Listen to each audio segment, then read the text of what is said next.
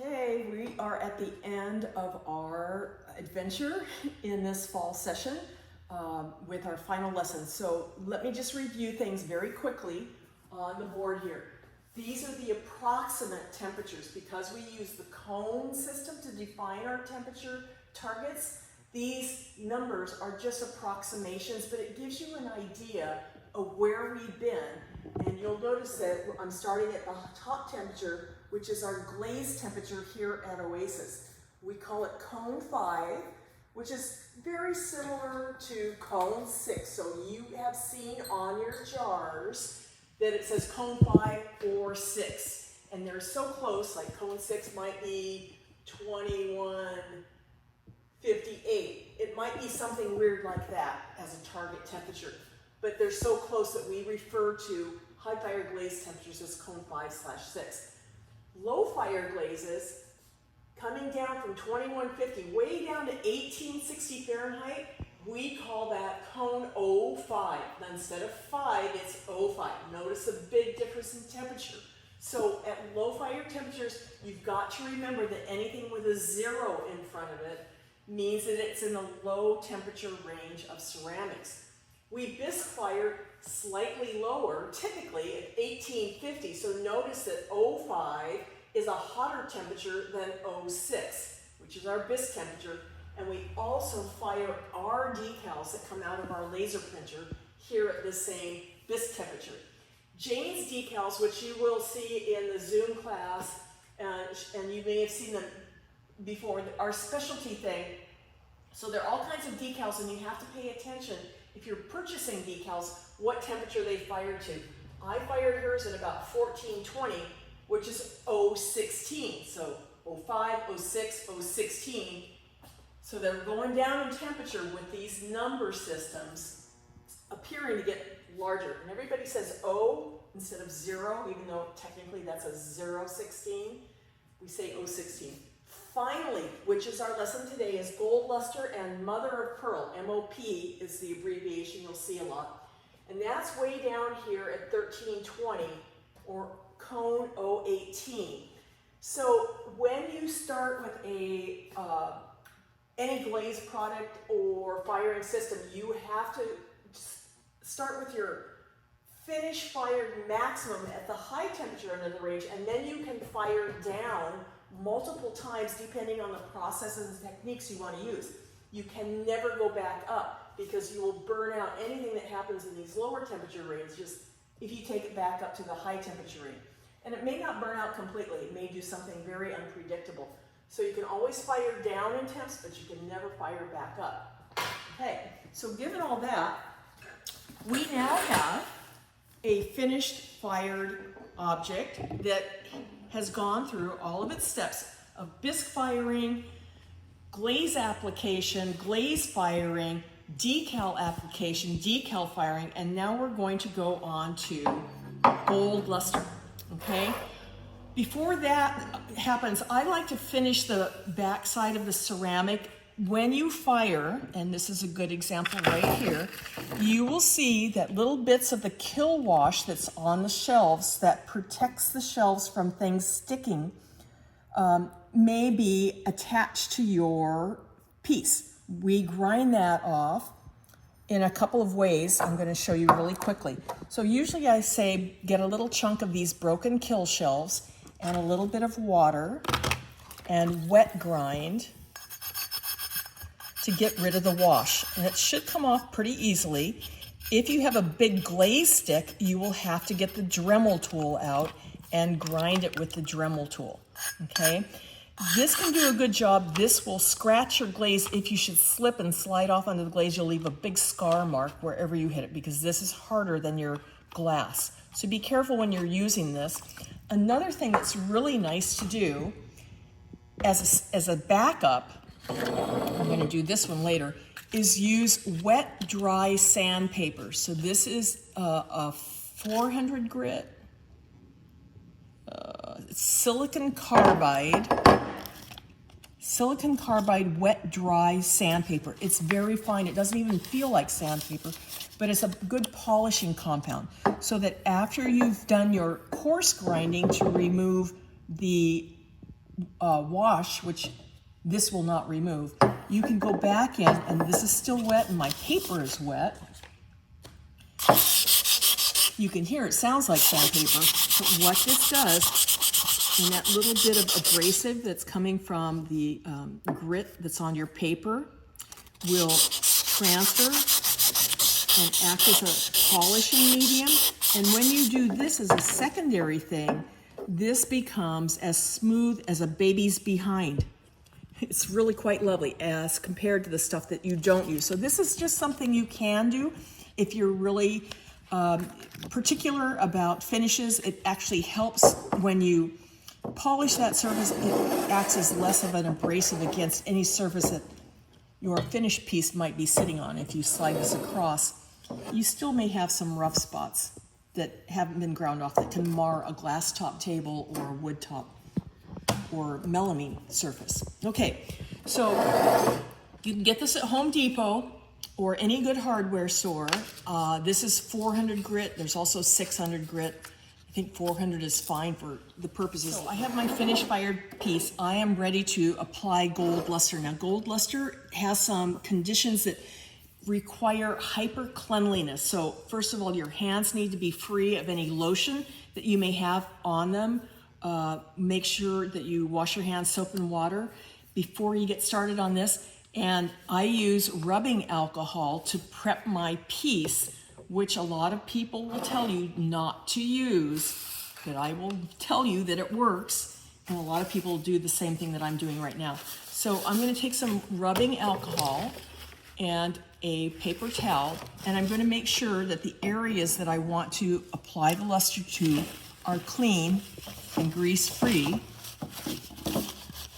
And then I also need to be certain that my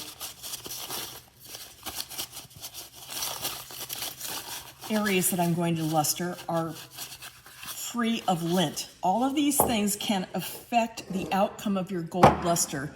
It's kind of hard to tell on this one, but where you see these little spots here are areas where the gold luster has been repelled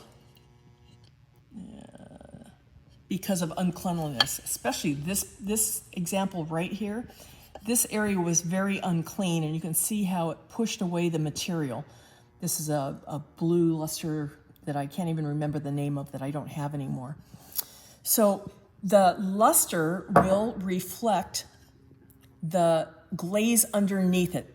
It is opaque in nature, but if you are on a shiny glaze, you will have a shiny gold, as opposed to being on a semi-matte or a matte glaze, you will have a matte gold. Now, this unfortunate example has been hauled around so much that these have worn off. So it's kind of hard to see the reflectivity there. I don't know what the camera is picking up. You can see it. Okay, good.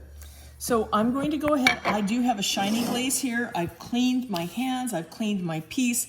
I'm going to make sure I have a lint-free surface. This will be the very last firing that this piece goes through.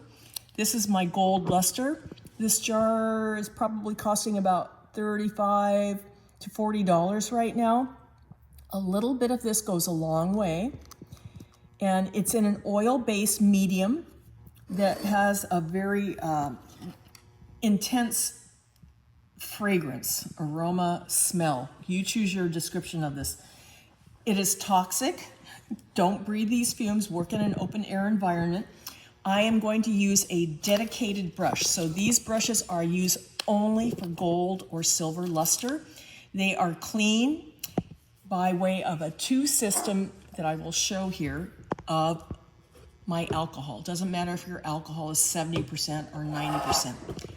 At the ceramic supply, they will try and sell you this material called Essence as a brush cleaner. It is also used as a thinner for old jars of luster that still have something in the bottom, but they've kind of dried up over time. So you can add a tiny amount of essence to your brush and dig into the bottom of a jar that looks like this, where it's just the dregs of the jar. That is still valid luster that can be utilized, but I have a nice new jar that I'm going to use today. Because it's in an oil-based medium, it's going to be very runny in a molasses-like fashion. So when you do this application, my brush is clean. I'm going to dip into and load my brush and then wipe off a lot of the material. You can see on the ferrule here the color of that liquid. Now some of these are a little bit harder to see where you're going to put them, but this material will turn into that shiny gold luster. So I am going to be very careful, and you can see how it's going down, and I'm going to apply that with a brush I have a lot of control over, and I want the sides of this as well. But if you overload it, you see how dense that is? If I put that load on a vertical surface and walk away for just 2 or 3 minutes, it's going to start running down the side. And when you get the luster, so I'm going to pick up the bulk of that and put it back in my jar, and then spread this around. So once you do an area, you don't want to go back over it.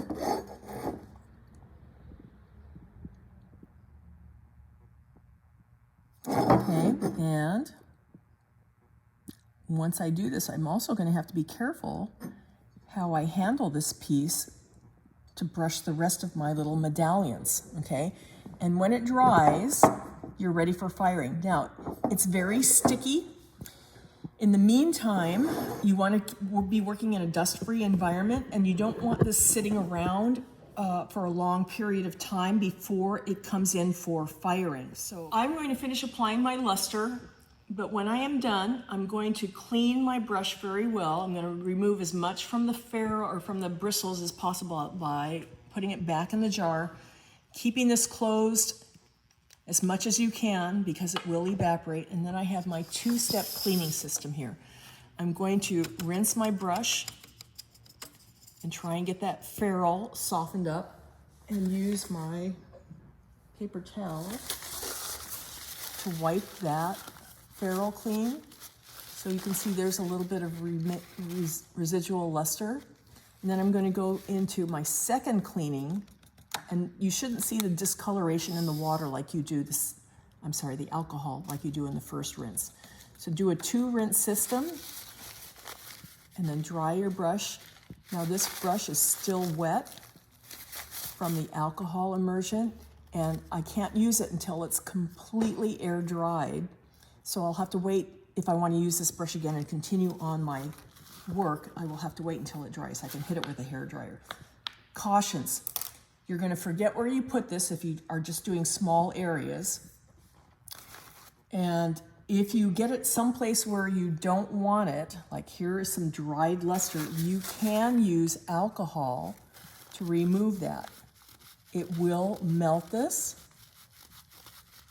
but unless you're very thorough about doing this, you will have residual bits of gold luster that you cannot see that will show as these purple marks on your piece. If you get it on your hand and you touch somewhere, you're not really sure you're transferring it around.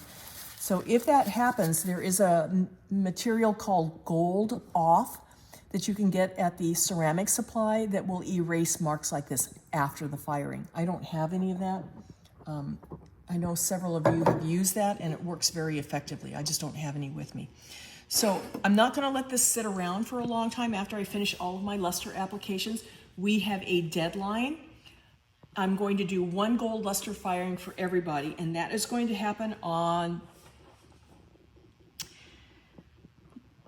December 9th, Wednesday, December 9th. That's our last official day of meeting here, and I will fire on that day, and you will be able to pick everything up on Friday, December 11th.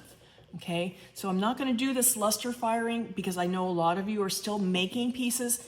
Your piece has to be finished glaze fired before you can apply the luster. It's the absolute last thing that you will do to your piece if you even want to choose this option for any of your work. We will do it all on that one day. So if you apply your luster like today, 2 weeks down the road, it is going to be sitting in harm's way, potentially. And here we are. You can see how that oily material has started to slide down the side. Now I'm still on my medallion, but only because I was pretty careful not to apply too much. So that's plenty of gold luster to make the gold luster appear. my little medallions have a little bit of texture, and that's why it's pooling and kind of breaking over the raised edges there. That's okay. I'm just going to have to be really careful with this piece that it stays clean and dust-free until I can get it into the kiln. So my advice to you, if you want a luster, is to wait until Sunday, Monday, Tuesday, before that Wednesday, December 9th, when I will be here doing our Zoom meeting, and you can drop things off. We'll make a plan to get your pieces in the kiln, and then it's very fast firing, so it will be cool enough and ready for you to pick up on Friday, along with anything else that is going through the system.